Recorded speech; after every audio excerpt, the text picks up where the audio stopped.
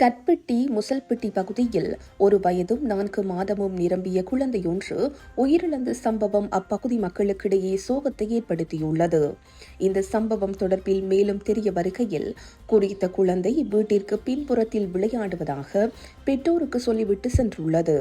எனினும் நீண்ட நேரத்துக்கு பிறகு குழந்தையை காணவில்லை என பெற்றோர்கள் தேடி அலைந்துள்ளனர். இதன்போது வீட்டிற்கு வெளியில் உள்ள குளியலறையில் சிறிய பக்கெட் ஒன்றுக்குள் குழந்தை உயிரிழந்த நிலையில் கண்டெடுக்கப்பட்டுள்ளது.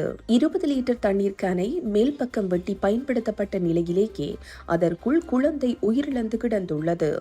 இந்த சம்பவம் தொடர்பில் உறவினர்களும் ஊர் மக்களும் தமது வேதனைகளையும் அதிருப்தியையும் வெளிப்படுத்தி வருகின்றனர். மேலும் இந்த விபத்து எவ்வாறு ஏற்பட்டது என்பது தொடர்பாக மேலதிக விசாரணைகளை கட்பெட்டி போலீசார் மேற்கொண்டு வருகின்றனர்.